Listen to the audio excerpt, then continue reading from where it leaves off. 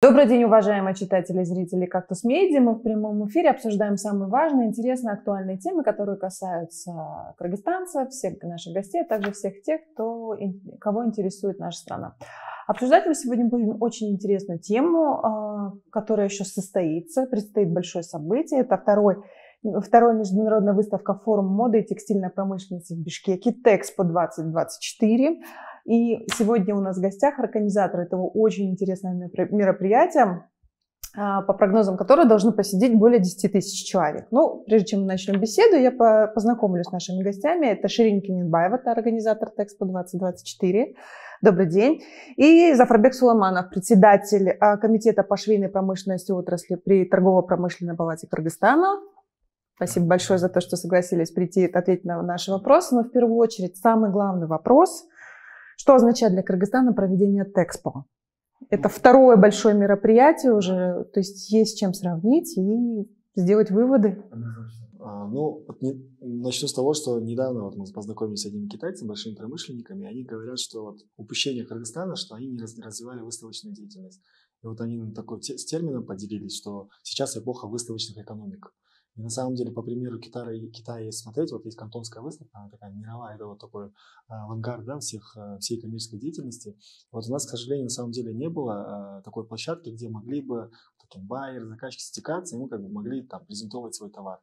Как вы все знаете, легкая промышленность такой топ-3 отраслей, которые экспортоориентированы. Это такие известные факты, что мы кормим полстраны, если так очень коротко выражаться. Поэтому мы решили, что мы и так все наши отрасли компании участвуем на разных выставках региональных в Узбекистане, в Алмате развивать площадки, в Москве и там дальше в Европу. Да.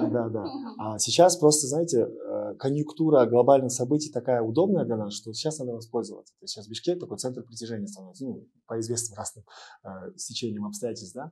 И мы в ноябре протестировали в Шаратоне на 700 предпринимателей, сделали такое мероприятие международного уровня. Пригласили спикеров очень крутых, немного выставили компании, посмотрели, как вообще реагирует аудитория, насколько у нас предприниматели готовы к такому. Поняли, что обратная связь была очень классная, то есть 99% очень восторженно, сказали, классно, что у нас такое развивается.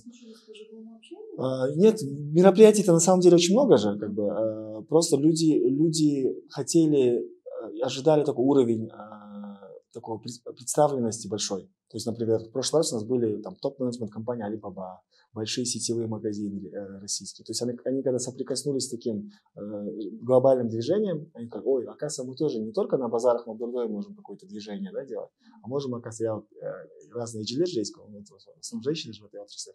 Я говорю, приходите на форум, наконец-то с пыльных цехов выйдите, оденете нарядные платья, чуть покоммуницировать, нетворкинг. То есть очень классно получилось, и мы сразу же 28 ноября провели и решили взяться за организацию выставки. Конечно, масштабы в 10 раз увеличили. И он такой задел сделали нам очень большой масштаб. И то, что вы озвучили, цифры, это предварительная концепция такая. Мы сняли большое помещение, 6 тысяч квадратов. Там будет примерно поток, 10 тысяч человек мы ожидаем. И 3 раздельных мероприятия. Будет выставочная площадка, где мы... То есть будут представлены несколько, да? Вы немножко... У Ширин есть наверняка что сказать по поводу организации. Насколько тяжело вообще организовывать подобные масштабные мероприятия у нас в Кыргызстане. У нас сложно с площадками, сложно со связями, с договоренностями. Как вы преодолевали все эти вопросы? Да, самый такой сложный вопрос был осуществить это мероприятие, найти большую площадку. С этим, наверное, нам очень повезло. Мы нашли большую площадку, не такую большую, как хотелось бы, это на 6 тысяч квадратов, но нашли, и сейчас... Можно секрет, наверное, один раскрыть. Он строится, уже достраивается.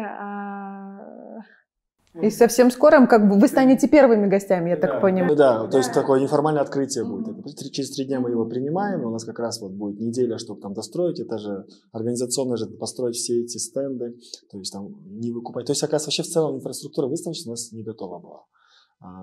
Будем выставлять. И, самая фишка, это по примеру мы адаптировали опыт турков, мы везем одним бортом самолета 300 потенциальных заказчиков. У нас там очень строгие критерии. То есть мы проплачиваем перелеты, проживание, питание, трансферы на 4 дня всем этим заказчикам. У нас строгий критерий был при отборе, что у них компания или предприниматель должен делать оборот, превышать 100 миллионов рублей в месяц. Так, рассказывайте, что за такой отбор они проходили? То есть это люди не с улицы, не со стороны, это люди, которые работают в индустрии. Откуда они прилетают? Ну, вот конечно. была озвучена Турция, такое хорошее направление. Ну, швейники у них прекрасно работают. Нет, Турция, Беларусь, Узбекистан – это участники, они тоже будут выставляться, искать клиентов. А вот именно целевая, потому что выставка в чем суть? Ты выставляешься, ты должен найти клиента, ну, банально, да. И здесь рынок сбыта, конечно, российский основной, да, у нас 80% это россияне, которые летят найти себе поставщика, то есть швейный цех, фабрику, где они могли бы отшивать или там выкупить коллекции.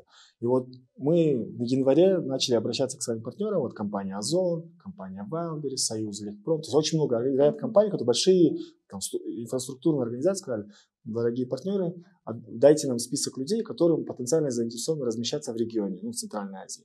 Они начали давать списки, мы начали вести переговоры, и там банальный алгоритм переговоров такой, что: здравствуйте, там, Дмитрий, какую оборотку вы делаете? Ну, там 100 миллионов. О, классно, мы готовы вас пригласить, проплатить вам все, и заинтересованы размещать заказы в Кыргызстане. То и очень интересно. То есть вот по вот такому принципу просто был большой колл-центр организовали. И вот на сегодняшний день, по-моему, более 200 уже подтверждены выкупленные билеты у нас. Там очень много гостиниц мы здесь забронировали. Конечно, бюджетная нагрузка огромная. То есть это не проект, где кто-то нам дал миллиард, то есть нет субсидий каких-то, там миллиард. Мы такой, по принципу продали 10 стендов, купили 10, там, сколько-то билетов. Ну, то есть вы, грубо говоря, профита вы с этой выставки вот именно в финансовом понимании у вас не будет. Это налаживание контакта, это да, долгосрочное планирование, долгосрочное сотрудничество, получение прибыли. Ширин, у меня к вам вопрос. А откуда еще прибудут участники выставки? Вот мы озвучили Турция, естественно, Кыргызстан, Беларусь. Кто еще приедет? Турция, Беларусь, Россия в основном, Китай, Туркменистан, Узбекистан, плюс еще зарубежные, из Европы страны зафиксировали. То есть это большой список. Самое интересное, это с Венесуэлы летит эта женщина. Вау! Это другой конец земного шара. Летит вот женщина одна, вот один байер, нам партнеры турецкие помогли ее найти, на $500 тысяч намеревается заказы здесь разместить. Но она тоже с разведкой. Для нее тоже это такой экзотика, интересный опыт. География, предварительно думаем, что более 25 стран, арабских стран много. Но сейчас вот параллельно подтверждаем, очень короткие сроки же мы организовали. Поэтому сейчас будем смотреть. Но за то, что Ширин озвучил, это вот то, что зафиксировано. У меня такой вопрос к вам. Какие цели преследует Кыргызстан, проводя вот такой большой масштабный форум, выставку? Что мы хотим? Мы хотим продать наши услуги, найти байеров, увеличить рынок сбыта. Что еще мы можем получить? Такой барыш, профит для того, чтобы наши швейники чувствовали себя лучше? 100% это вот, то, что все, что вы перечислили, но помимо этого это репутационная заявочка, да, что мы такая швейная страна. Потому что все должны понимать, что контекст такой, что вот есть слово самопошив, такое уничижительное, да, у нас позиционеры, мы на базарах. Люблино, Садовод, Черкис в свое время, да, Додой, это низкомаржинальные, очень нерентабельные ниши. И как бы все знают, вот, кризисы, вот, ККМ, то все с этим обусловлено. А есть другие ниши в мире, да, то есть премиальные сегменты, новые рынки сбыта. То есть это все нужно делать таким маленькими шагами. И вот как раз первый шаг, чтобы мы сделали заявочку, что мы как страна можем реализоваться как швейная страна такая. И это продажа услуг. У нас много предприятий появилось, которые свои бренды одежды начали создавать. Та же электронная коммерция, и помимо в офлайне, там на московских площадках продается. Вот это все нужно спозиционировать правильно, чтобы такой бренд Made in KG, такой, да, если его так называть, он как-то мог сформироваться. Он не сформирован. До сих пор не сформирован. У нас же есть красивый логотип, который переделался несколько раз. Это обязательно маркировка. Но, тем не менее, он у нас по-прежнему отсутствует. Восприятие, в основном вот у потребителя, да, конечного, восприятие, что кыргызское производство такое дешевое, плохого качества. Это на самом деле не так. На самом деле очень много таких прогрессивных автоматизированных предприятий. Но мы пока по пути Китая, есть такой понятие private labeling, да, STM, да, под чужой торговой маркой мы продаем. И, наверное, конечный результат нужно, чтобы свои торговые марки развивались, чтобы на 5-6 год этой выставки у нас уже выставлялись не только швейные предприятия на заказ, которые могут шить, да, там под субподряд, а выставлялись бренды с готовой одеждой. Вот летит руководство очень такой большой площадки, CPM называется в Москве. Это очень большая торговая выставка, каждый год 2 раза проходит. Они заинтересовались, летит топ-менеджмент. Мы пытаемся затянуть таких больших игроков, чтобы они убедились, что в принципе здесь не там колхозный какой-то рынок, да, большое село. В принципе, есть какой-то уровень представленности. Угу. Ширин, у меня такой к вам вопрос. Насколько тяжело было уговаривать или легко участников для того, чтобы они приняли участие в этой выставке, показали свою продукцию? То есть насколько наши охотно шли это на такую как бы авантюру, возможно, да? Некоторые такие: откуда вы, кто вы, что вы делаете? Насколько это было легко или тяжело? Да, на самом деле очень тяжело, потому что наша страна, наш народ не готов, вообще в целом не знает, что такое выставочная деятельность, что значит брать стенд, представлять себя, что показывать свои изделия, вообще не знает, нет такого понятия. И мы до сих пор каждый день обрабатываем наших клиентов, что вот у них будет классная возможность познакомиться, встретиться с заказчиками. Это выход для них, такой новый выход будет, чтобы масштабироваться. А зачем им это? У них налажены связи, онлайн во всем у нас везде. То есть онлайн отправил, показал коллекцию, отшил, качество проверил. Зачем вживую показывать и общаться? Для чего? Ну, для того, чтобы также увидеть своих конкурентов, научиться чему-то новому. Не у всех есть выход к заказчикам вот в таком большом масштабе. То есть кто-то готов уже расти дальше, у них нет возможности, да? Ну, плюс еще есть турбулентность. У меня просто 11 лет в этой отрасли, то есть развиваем бизнес давно. И вот самый лучший канал продаж, вот понятно, есть онлайн-площадки, куча их, там, телеграм-каналы, Лалафо, там, вот, можете перечислять, но качество лидов, это вот лиды, да, заявок очень плохое бывает. То есть тебе нужно приложить очень много усилий, а вот выставки, вот мой опыт, каждый год мы участвуем в какой-то выставке, самые качественные клиенты это на выставке, потому что целевыми человек прилетает. Вот мы сейчас подтвердили на 300 миллионов сомов потенциальное размещение от клиентов. То есть запрос, вот банк летит, вот у нас одна компания, Sherman Group, она взяла коммитмент, что на $1 миллион разместит заказов прямо на выставке. Плюс там еще там энное количество компаний, которые говорят, я на там, 200, ну, там, на 200 тысяч, кто-то на 500 тысяч. Но здесь тоже интересный инструмент. Мы искали уникальность для выставки. И вот у нас генеральным партнером выступает такая рекламная пауза РСК Парк. Но фишка в том, что они не спонсоры, они здесь партнерятся. Есть такое понятие факторинг, это финансирование контрактов под гарантию контракта без залога. То есть это очень интересная история. Это новый, вот РСК вызвались такими, да, первыми первопроходцами. И здесь логика такая, вот будет российский какой-то заказчик, наш поставщик, они законтрактовались, подошли к стенду РСК, и РСК рассмотрит финансирование этого контракта. Почему? Потому что у наших цехов не хватает оборотных средств, у заказчика всегда есть нужда в отсрочке. И вот эту боль решить, чтобы несоответствие, будет РСК. Вот даже можно один яркий пример дать. Летит компания Melon Fashion Group. Это, если кто-то знает, это бренды Зарина, Села, Юфри. Российские популярные очень, бренды да, с массового сегмента, вот это среднее. Более 1000 магазинов. У нас есть они. Да, они в свое время сильно отшивали в Кыргызстане. Потом они вот приостановили, потому что условия нашим не соответствовали. Они хотели длинные деньги заказывать, то есть они на год вперед отсрочки хотели. Ну, никто себе не может такого позволить. А кто-то заинтересован в наши вот мировые бренды? Вот, допустим, когда Узбекистан говорит, что к ним приходят крупные ритейлеры, да, то есть вот даже они любимые всех Zara, Mango, Adjiva, там, Adidas, Nike, да, к ним. Когда мы дождемся? Стоит ли нам пытаться попасть в эту нишу или все-таки нам надо искать свое место? Вот классно вы сказали, нам не стоит пытаться попасть в эту нишу, потому что это масс-маркет. Вот чтобы вы понимали, например, даже Zara условно, им нужно, чтобы им отшили 1 миллион футболок за $1. А так не работает. То есть здесь есть объективные экономические показатели, нужно быть не импортозависимым. Мы не сможем наладить промышленность там, текстильную или трикотажную. Да? Здесь Узбекистан почему получается? Есть хлопок, весь цикл классный. Да?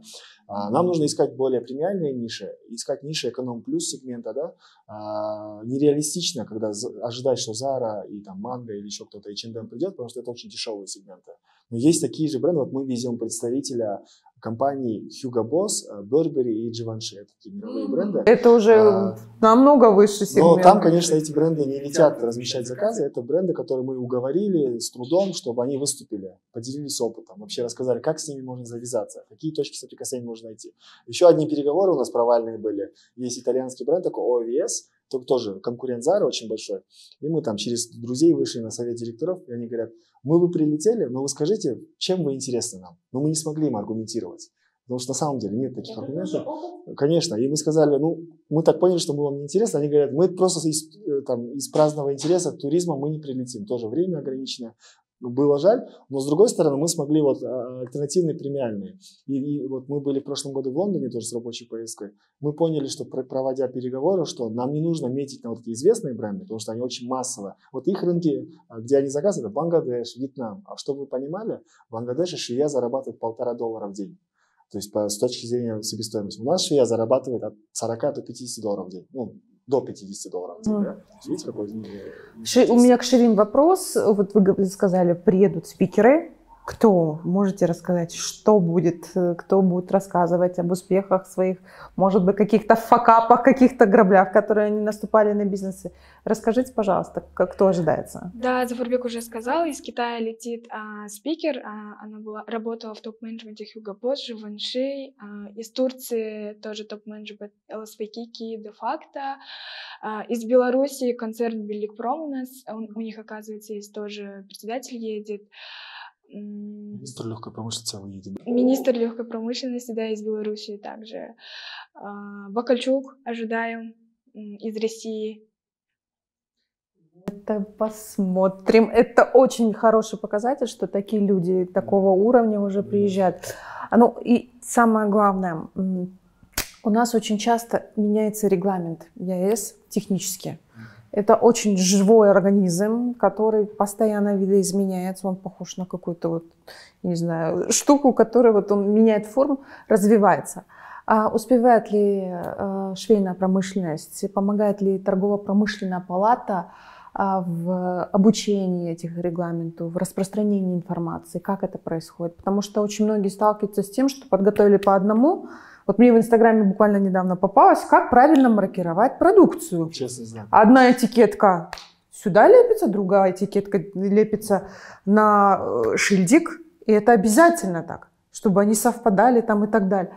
Как это происходит? Вот как раз одна из тоже целей, которую мы успели проговорить, это понятно, выставка есть, форумная часть, почему она организовывается. У нас, по-моему, за 3 дня будет около 30-40 сессий по разным темам. Вот у нас с партнером выступила компания Мега, Мегаком.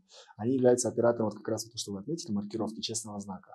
А это с 1 апреля обязательно стала маркировка же.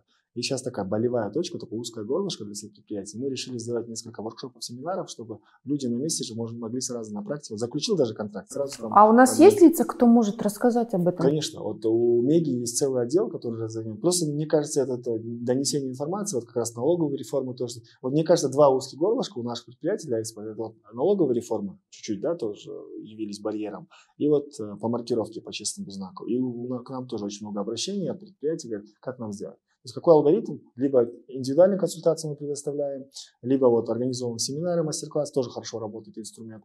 Либо уже на таких площадках, где можно плотно в 3 дня проконсультировать, привести свою команду. То есть этот алгоритм мы специально внедрили в это мероприятие тоже, потому что всегда можно много искажений информации, да, то есть есть там горе-консультанты, есть очень много инфобиза, да, и чтобы предотвратить такие риски для предприятий, нужно, наверное, иметь доверие к площадкам. Да? То есть бренд Texpo, почему мы развиваем, чтобы предприятия были тоже ориентиры. 2 раза в год ты, в принципе, если нигде не нашел информацию, ты можешь в ТПП, к нам в ассоциацию обратиться и на каких-то мероприятиях выловить человека, Айбека Куренкеева, сказать, Айбек, слушай, у тебя Мегаком не получается, или еще кого-то. То есть авторитетные должны быть такие ориентиры. Да? И мне кажется, Texpo такую цель тоже преследует. Образование, на английском это слово capacity building, да, такое, повышение компетенции. Да? Большая цель. Кто может попасть в период с 20 по 22 апреля? Будет Texpo, кстати, адрес точно уже скажем попозже. Кто может прийти туда? У нас посещение бесплатно. Всем известный есть ресурс Тикетон. Регистрируйте билет. Посещение открытое, бесплатное. Стенды, понятно, мы продаем. Тоже ценники очень демократичные, чтобы был у всех доступ, да, к нему. И конечно, единственная форумная программа, она ограниченная по местам, 800 мест, кому площадка позволяет. Туда у нас тоже есть ценники. Туда уже вы приоритет именно производственников. Конечно, предпринимателям, чтобы они как-то почерпали этот опыт. Потому что, даже есть известный Берды Бегменов, такой миллиардник, блогер, селлер, например, он будет выступать, там, практикум целый будет, как вот там на ВБ, там, ВБ сейчас, ВБ Озон такая очень такая хайповая история, будет такой практикум отдельный. Вот у нас, мне кажется, вот для меня из самых интересных спикеров это вот Ануш Гаспарян. Она владелица компании Fashion Consulting Group, и это вот компания, которая консультирует все большие бренды, да, региональные. Она тоже приедет? Да. Вау, это прям... Спикерский, просто в эфире очень сложно проговорить, если вот зайти на Texpo Азия или там на наших ресурсах, по-моему, у нас более 20 спикеров, которые, каждый из них, это такие звездочки, да? Вот с Кореи летит ученица такого дизайнера, Ли Санбон его зовут. Это вот дизайнер, который для Шакиры, для Бейонсе шил платье в свое время. То есть вот мы уже приближаемся к такому моменту, когда мы можем сказать, что вот мировые бренды, звезды могут носить одежду, использовать одежду с брендом. Вот как раз первые шаги мы к этому и делаем. Потому что, знаете, вот есть еще один тезис, мне кажется, будет интересно аудитории.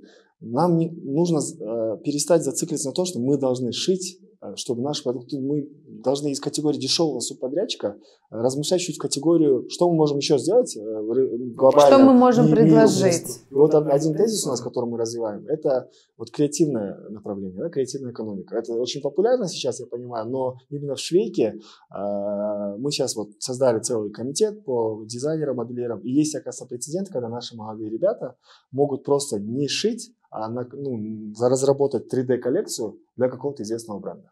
И, по сути, реализация будет в Бангладеше, но интеллектуальная собственность, интеллектуальный труд будет в Кыргызске. То есть это вот очень классная ниша, в которой можно не обязательно покупать, строить многомиллионные заводы, а нужно обучить 100 очень креативных ребят. Вот эту миссию выполняет Компас, колледж, да, там, не знаю, очень много организаций, которые эту миссию делают. Но мы решили отраслевым подходом, почему дизайнеров и позвали. Вот с Казахстана летит очень известный Сакен Ага, вот этот очень известный дизайнер, там, Дубай Fashion Week, там, все милановские Fashion Week. То есть мы постарались с каждой страны вытянуть звездочку, которая что-то может привнести. Потому что первые шаги, поэтому я говорю, первые шаги, нам надо сначала почерпать этот опыт, понять, вот мы это называем найти ДНК швейной легкой промышленности. Кто будет представлять Кыргызстан, Ширин, расскажите, пожалуйста. Из Кыргызстана ассоциация Дурдой, Аскар Салмбеков будет представлять, тоже будет выступать на главной сцене. А дизайнеров? Из дизайнеров пока нет, но они представлены в стендах, очень много дизайнеров, да, там та же Байрат, Луна, все, вот кого вы можете, в принципе, страна же маленькая, все друг друга знаем, но вот у нас есть просто Ширин начал говорить про главную сцену от имени Кыргызстана на уровне этих спикеров, подумали Аскар Баке, Аксакал отрасли, да, там первый человек, который это сделал, да, и вот компания Coolbros тоже передовая компания, которая, буквально 2-3 компании, 2-3 человека лица выделили, которые будут выступать на главной сцене наравне с другими спикерами. Вот есть классный бренд Биадам. Да, новые футболки делают, тоже, да, мне очень понравилось, я на них подписалась. Очень классный бренд, они будут выступать в качестве спикеров, воркшопы, тоже по своему пути расскажут.